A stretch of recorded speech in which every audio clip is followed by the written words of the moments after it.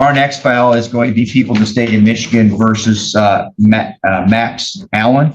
We are here today for sentencing on a single offense of assault, resist, obstruct a police officer. Let's turn over to allocution. Ms. Dahl.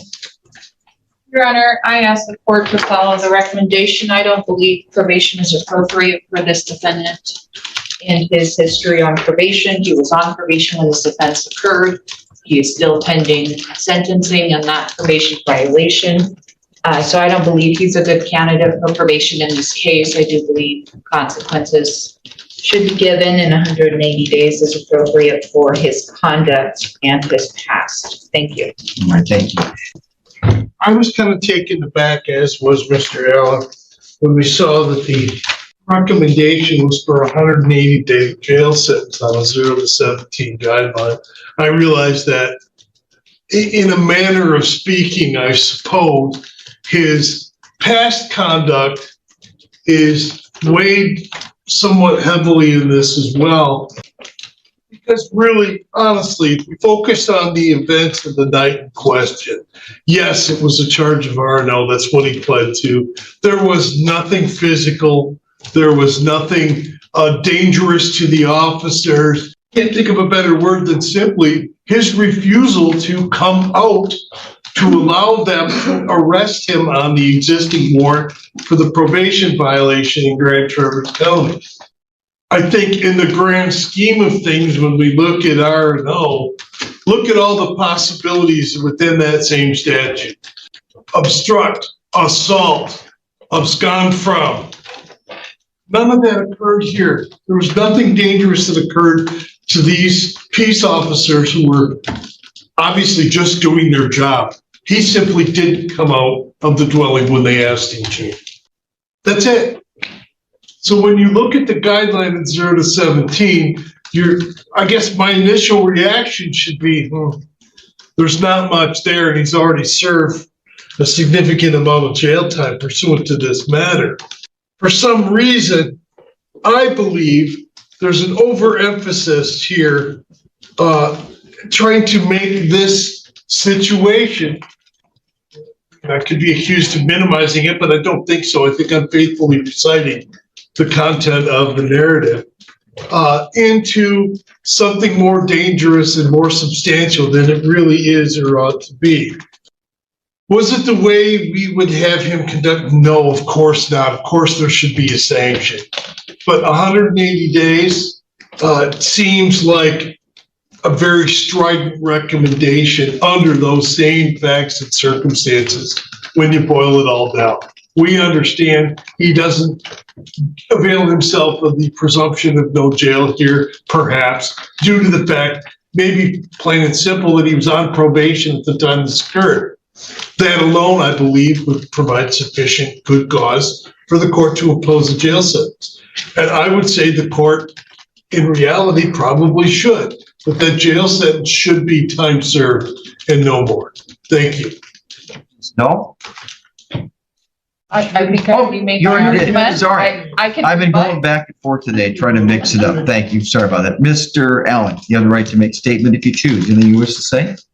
I think my attorney covered it greatly. There was no violence. There was no lewd actions, no disrespectful terms said. And it was a simple matter of refusal of exiting the building. Thank you. All right.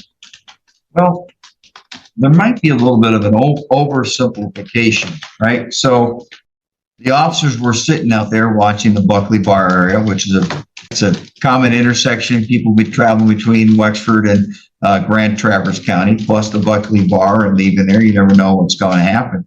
But you left the building, got into the vehicle. No, okay. Well, I'm going to say right now, it says in here, which is uncontested, and I therefore make a finding of the preponderance of the evidence. It says, Max then went into the building, came out, got into the F-250, started it. Then he got out of the truck and approached the patrol car. When Max was in the middle of the alley, both deputies got out of the patrol car and started speaking with Max while walking towards him. Deputies informed Max that he had a warrant for his arrest, and that is when he turned and began to run back towards the building. Deputies began to run towards Max and gave him loud verbal commands that they were police and he needed to stop. Max refused to stop, ran into the building, closed the doors behind him. He needed to exit the business and come out with them due to his warrant, but Max refused. He stated he did not have a warrant and he was not going with them. Deputy Ramirez informed Max that he didn't exit the building and follow their commands, he could get charged with resisting and obstructing. Max stated he didn't care. Deputies again informed Max to exit, it says vehicle, I think that meant building, and he refused.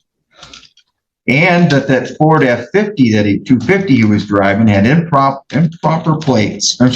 registration plates because it belonged to another vehicle. So, the defendant, who back in 2024 had been on bond for, actually in 2024, he had a resisting arrest. It was reduced to a disturbing the peace up in Grand Traverse County. Then, about 5 months later, he picked up a drivable license suspended. Now, not a big crime according to most people, but that means that this defendant knows he's not supposed to drive a car. By the way, it's a driving license suspended second, and yet he doesn't care because he'll do what he wants when he thinks he can get away with it. And then, shortly after that, actually, and he was driving without insurance. He picks up the charges in Grand Traverse County, which include operating while intoxicated and another assault resist destructive police officer and operating a vehicle without registration and security. Now, he pleads to an operating while intoxicated, and it doesn't take him long to start violating his probation period, which is probably why they gave him 3 years of probation because of his prior conduct. Sure enough, he went back to his old ways and had some probation violations. Well, also here, I will note that while that last case, the case I just mentioned, was pending, he violated bond by picking up another drivable license suspended, and it was reduced. But I'll note that there was a without security and insurance and registration. So once again, knowing what he's not supposed to do, he does not care, which I'm going to take that as a quote from what he told the officers through the door of the business. He does not care to follow authority. Now, that case was resolved, and it looks like while he was still on probation, he then picks up this case. And I'm going to highlight the defendant drove a vehicle that was unlawfully registered to another vehicle, had plates on it, so he can go to the bar, and then when he saw the cops, he ran inside. So if you don't like what I'm saying, I'm going to tell you, this is what's in the report, and you did not challenge it. And you're shifting around, and your grumpiness underneath your voice only hurts you. And I'm going to make sure it does. What I was going to give you is now going to go up. No, this was not you just resisting leaving a building. Whoever you told that to is wrong. And counsel can look and give me eyes. This report says you will do what you want to do when you think you can get away with it. You've got prior probation violations back in 2016 with your operating while intoxicated. You had other problems here in 2016 because when you were on bond for one drinking and driving, you picked up the next one.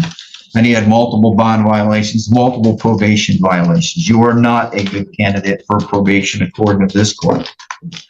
And you had prior assault resist destructive police officers. If you'd only had one, maybe. But you keep doing the same thing over and over again. Other drivable licenses suspended. No. The answer is there are sufficient reasonable grounds based upon your bond violation. And you violated bond here because you didn't go to community corrections when I told you to go. We told you to go to community corrections for testing. You don't follow authority. 32 years of age. The judge had reached his conclusion. Looking directly at the defendant, he made it clear that this wasn't about a single mistake. It was about a pattern. At 32 years old, the court said the defendant had repeatedly ignored probation, violated court orders, continued driving despite knowing he wasn't allowed, and even used improper license plates. In the judge's view, these actions showed someone who consistently believed the rules didn't apply to him. Because of that history, the court ruled he was not a suitable candidate for probation. You violate fine, violate probation. You ignore the rules. You know you're not supposed to drive, but you keep driving. You put on fake plates on the cars whenever you think you can get away with it. So the answer is you are not a good candidate for probation. And the court will not place you on probation. And your attitude here today demonstrates that my interpretation from this report of what you're like is spot on. So, if there's ever an appeal, I wish I could have a video added to the appellate record, but there isn't. But if anybody ever wishes to call the court and talk about it, please do so. The court hereby sentences the defendant to a jail term of 365 days. This court thinks the defendant needs to have some more deterrence, and this court thinks he needs to learn some authority and respect. And this court thinks that he keeps getting it light and easy, and this court is no longer going to allow that to happen. I find that sentence is reasonable and proportionate. Thank you very much. We're adjourned.